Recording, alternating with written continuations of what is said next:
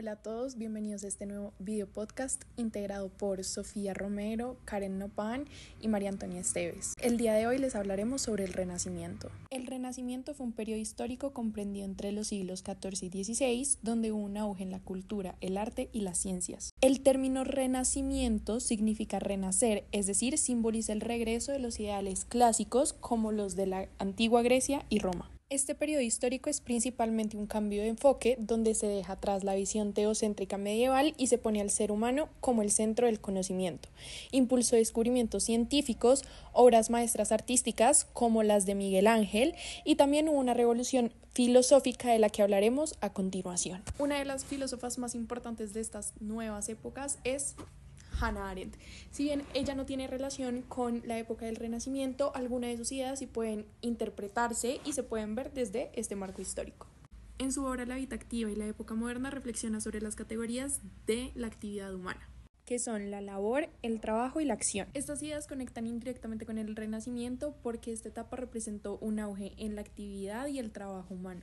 Uno de los conceptos más importantes para entender Hannah Arendt es la alienación del mundo. Pero para entender este concepto es importante remitirnos a los tres grandes acontecimientos de la época moderna que según Hannah Arendt son el descubrimiento de América, la reforma que al expropiar las posesiones eclesiásticas y monásticas comenzó el proceso de acumulación de riqueza social, y el tercero la invención del telescopio, que permitió el descubrimiento del universo y que el hombre tomara posesión de su vivienda, conquistando el espacio. Básicamente este concepto, es decir, la alienación del mundo, significa que los seres humanos comenzaron a ver que el mundo se puede dominar y se puede manipular en lugar de estar intrínsecamente conectados.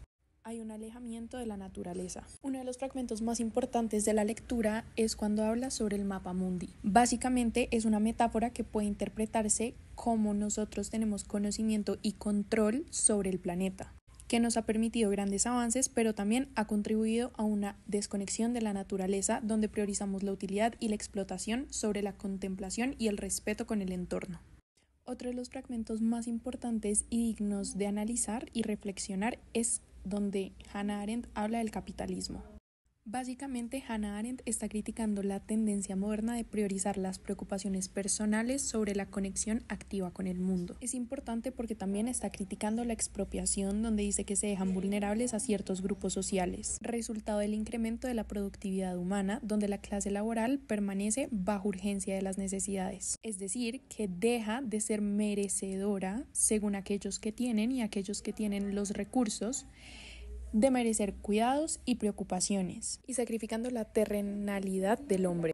De la obra de Arendt es posible analizar cómo el Renacimiento exaltó la capacidad humana para crear y transformar, pero también inició una separación de la mundanidad humana. Arendt también explica que esta desconexión aliena al ser humano de su mundo, es decir, divide al ser humano de ellos mismos, y un ejemplo de esto son las obras de arte, pues comienzan a ser solo de las élites, por ejemplo, de la familia de Medici, que eran aquellos que tenían la capacidad para costear estas obras.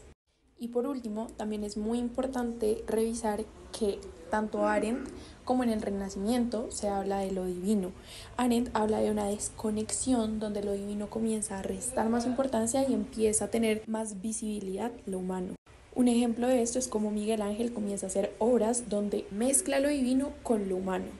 Por otro lado, también es importante saber cómo se configuró esta experiencia de hombres y mujeres durante el Renacimiento europeo. En respuesta a esto podemos ver cómo mediante la película Miguel Ángel, el pecado y el texto de Hannah Arendt, La vida activa y la época moderna, se demuestra que durante el Renacimiento las estructuras sociales promovían una marcada desigualdad de género, la cual determinaba de manera estricta los roles que debían seguir hombres y mujeres.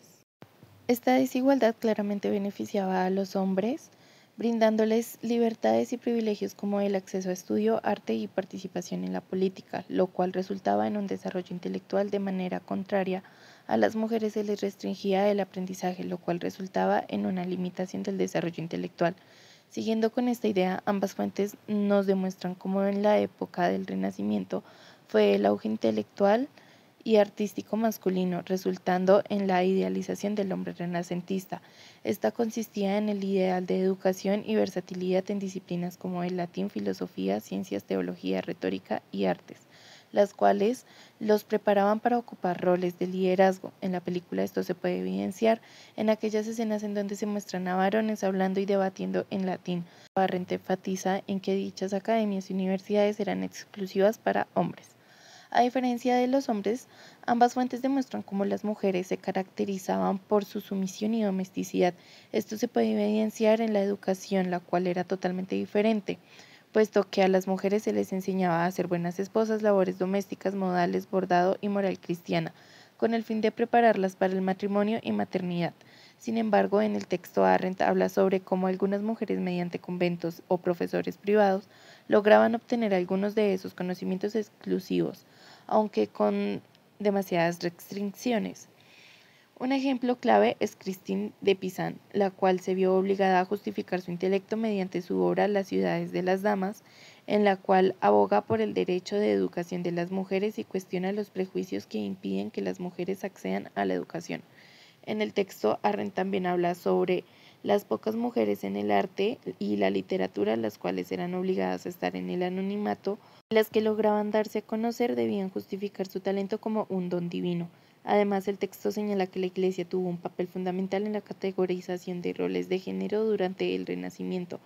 Se utilizaban figuras bíblicas como Adán y Eva para justificar la inferioridad femenina y reforzar la idea de que la mujer debía ser sumisa y obediente. Miguel Ángel, el hombre atrapado entre su genio y su tiempo, el segundo pecado Kowalski nos representa a Miguel Ángel no como un artista idealizado, sino como un hombre atormentado, atrapado entre su talento, sus ambiciones y las presiones de su entorno. En este sentido, la película se aleja de la imagen romántica del genio y lo muestra como una figura contradictoria, un hombre obsesionado con la perfección, consumido por la culpa y obligado a negociar con los poderosos para sobrevivir. Uno de los temas psicológicos centrales de la película es la obsesión creativa. Miguel Ángel es mostrado como alguien que no puede desconectarse de su arte. Su mente está trabajando, calculando, imaginando próximas grandes obras.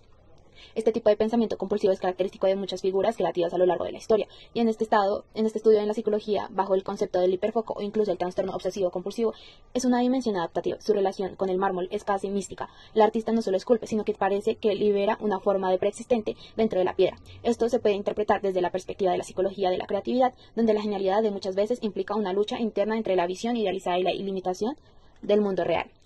Pero la película no se limita a mostrar el proceso creativo, también aborda la relación de Miguel Ángel con el poder. Aquí, segundo pecado, toca otro tema psicológico relevante, el estrés y la ansiedad derivados de la presión externa. Miguel Ángel no solo es un artista, sino también un hombre atrapado en una red de compromisos y lealtades, contradictorias, a lo que sumerge en un estado de angustia constante. Otro aspecto crucial en la culpa y el conflicto moral. El título mismo de la película sugiere que Miguel Ángel se sienta moralmente comprometido por las decisiones que debe tomar. Su sentido de la ética choca con la realidad de su tiempo, lo que lo lleva a un estado de sufrimiento interno. Este es un aspecto que lo puede analizar desde la psicología existencial, ya que su lucha refleja la tensión entre autenticidad y la necesidad de adaptación a un sistema corrupto. La relación de Hannah Arendt con la vida activa y el hombre moderno. Aquí es donde la lectura La condición humana de Hannah Arendt se vuelve relevante. En un análisis de Renacimiento, Arendt explica cómo el periodo marca un cambio fundamental con la producción, el trabajo y la acción. Ante el Renacimiento, la contemplación era vista como la forma más elevada de vida, mientras que el trabajo manual o la producción artística eran considerados actividades inferiores. Pero con el Renacimiento, esta jerarquía comienza a cambiar. Las acciones y las creaciones se convierten en expresiones legítimas de la grandeza humana. Miguel Ángel es una encarnación perfecta de este cambio. Su vida y su obra reflejan la idea de lo que el ser humano puede alcanzar, la inmortalidad a través de la acción y la creación. Sus estructuras y pinturas no solo son objetos artísticos, sino una manifestación de lucha interna, una necesidad de dejar una huella en el mundo. Esto precisamente lo que Arendt describe en su análisis del trabajo y la obra de la modernidad. El ser humano busca trascender a través de lo que produce, pero la película también muestra los peligros en esta visión. Si bien Ángel logra crear algunas de las obras más importantes de la historia del arte, su vida está marcada por la angustia, la insatisfacción y la constante sensación de no haber hecho lo suficiente. Aquí podemos ver cómo la modernidad trae consigo no solo una mayor valoración del individuo, sino también una carga psicológica, la necesidad de demostrar el valor a través de la acción para generar estrés, ansiedad y un sentido de insuficiencia. El Renacimiento y su influencia en la psicología. La relevancia del Renacimiento para la psicología no se limita solamente a la figura de Miguel Ángel. Este periodo marca el comienzo de una nueva forma de entender la mente humana, con la aparición de figuras, por ejemplo, como Leonardo da Vinci, con sus estudios sobre la percepción y el cuerpo humano, o de Maquiavelo, con el análisis del comportamiento del humano en el poder. Muestran el creciente interés de la psicología en el individuo. Permite entender cómo estos cambios de la visión del ser humano sentaron la base para la psicología moderna. La idea que la identidad se construye a través de la acción y la interacción con el mundo es clave en muchas teorías psicológicas contemporáneas, desde la psicoanálisis hasta la psicología humanista. Por otro lado, en Segundo Pecado nos ofrece un retrato psicológico complejo de un artista renacentista, mostrándonos cómo la genialidad puede ser tanto como un don como una maldición. Miguel Ángel no es solo un creador, sino también un hombre en constante lucha consigo mismo.